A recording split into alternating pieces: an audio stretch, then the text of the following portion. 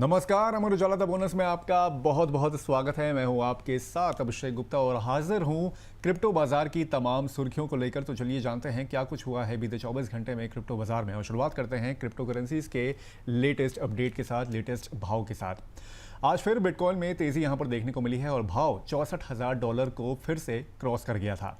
Intraday high $64,484 का बनाया है, तो वहीं इंट्राडे लो इसने $62,512 का बनाया है।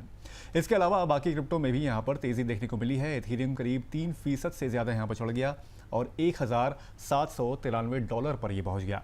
BNB की बात करें, करीब 1% की तेज़ी इसमें भी देखने को मिली है और $573 पर ये ट्रेड होता हुआ दिखा है।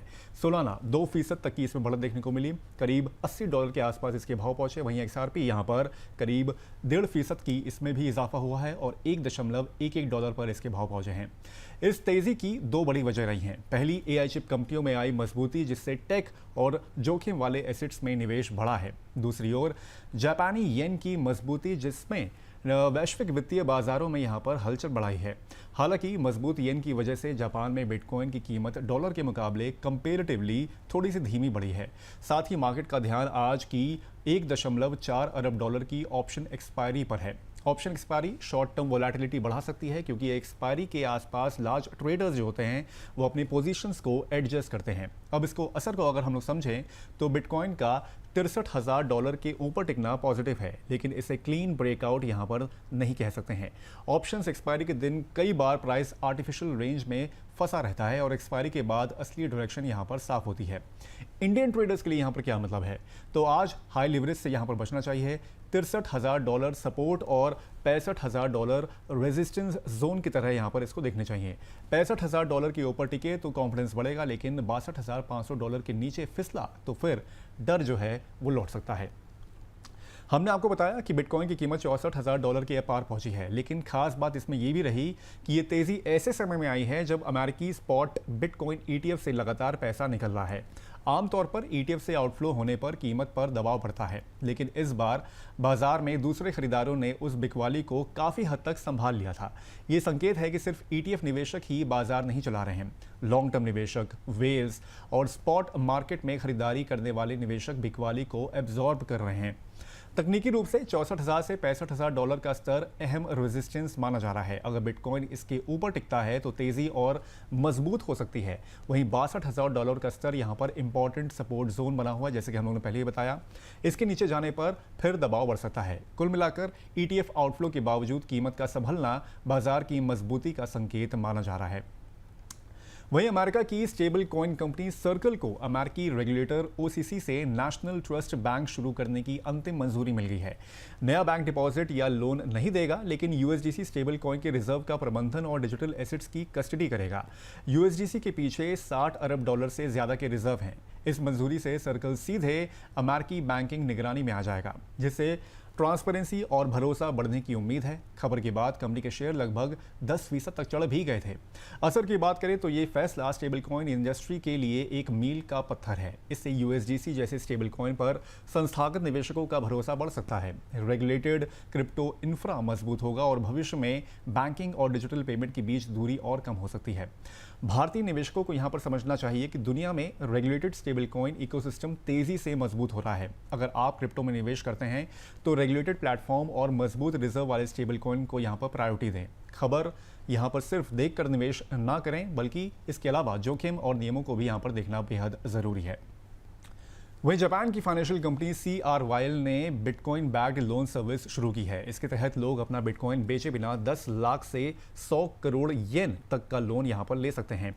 ब्याज दर 3.5% से 7% सालाना होगी और 40% से 60% LTV के आधार पर यहां पर बिटकॉइन गिरवी रखना होगा। एग्जाम्पल के लिए, अगर आपके पास ₹100 मूल्य का बिटकॉइन है तो आप उसके बदले मैक्सिमम 40 से 60 रुपए तक का लोन ले सकते हैं। लोन की अवधि 1 साल की होगी, जैसे कि हम लोगों ने आपको पहले बताया, और ये सेवा दिखाती है कि बिटकॉइन अब सिर्फ निवेश नहीं है, बल्कि लोन के लिए भी यूजफुल फाइनेंशियल एसेट बनता जा रहा है। असर को इसको अगर समझें तो ये कदम क्रिप्टो इंडस्ट्री के लिए बड़ा संकेत है। अब निवेशकों को बिटकॉइन बेचकर नकदी जुटाने की यहाँ पर ज़रूरत कम होगी। इससे बिटकॉइन की बिक्री का दबाव घट सकता है और डिजिटल एसेट्स को ट्रेडिशनल फाइनेंशियल सिस्टम में ज़्यादा एक्सेप्टेंस मिल सकती है।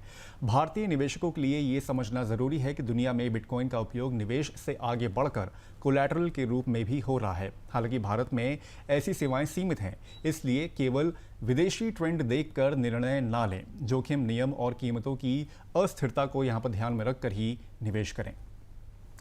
उधर अमेरिका की सबसे बड़ी क्रिप्टो एक्सचेंज कंपनियों में से एक कॉइनबेस के चीफ लीगल ऑफिसर यानी कि CLO पॉल ग्रेवाल ने करीब 6 साल बाद पद छोड़ने का यहाँ पर फैसला किया है।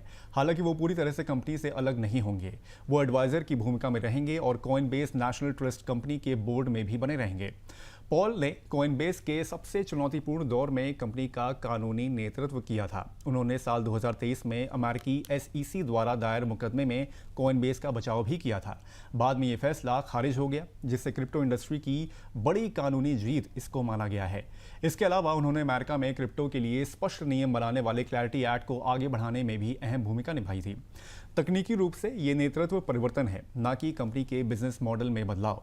कॉइनबेस का कहना है कि अब उसका फोकस सिर्फ क्रिप्टो एक्सचेंज तक सीमित नहीं रहेगा, बल्कि stock exchange, stock trading, AI based निवेश टूल्स और नए वैश्विक बाजारों में विस्तार पर भी होगा। इसलिए इस बदलाव को रणनीतिक बदलाव के रूप में देखा जा रहा है, ना कि किसी संकट के संकेत के रूप में।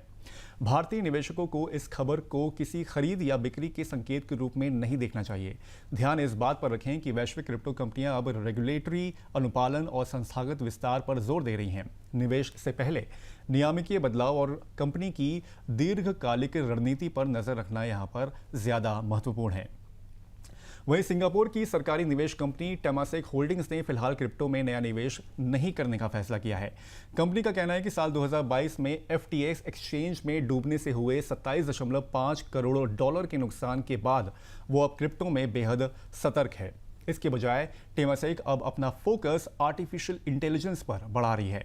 टेमासेक का कुल पोर्टफोलियो लगभग 518 अरब सिंगापुर डॉलर का है। फिलहाल इसकी AI में हिस्सेदारी करीब 6% है, जिसे अगले 5 साल में बढ़ाकर 15% करने का टारगेट रखा गया है। Company data centres, semiconductor, cloud service, AI model और AI सॉफ्टवेयर इंफ्रा में निवेश बढ़ाएगी। साथ ही वो अपने पोर्टफोलियो का लगभग 25% हिस्सा लिक्विड एसेट्स में रखेगी, ताकि बाजार में गिरावट आने पर नए मौके का फायदा उठा सकें।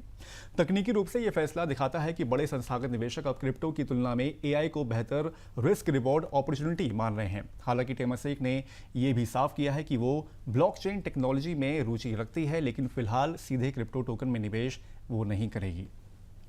तो आज के क्रिप्टो काउंटर में बस इतना ही। ये शो कैसा लगा हमें कमेंट करके आप जरूर बताएं। अब होगी आपसे अगले हफ्ते सोमवार को मुलाकात। तब तक के लिए मुझे दीजिए इजाजत। नमस्कार।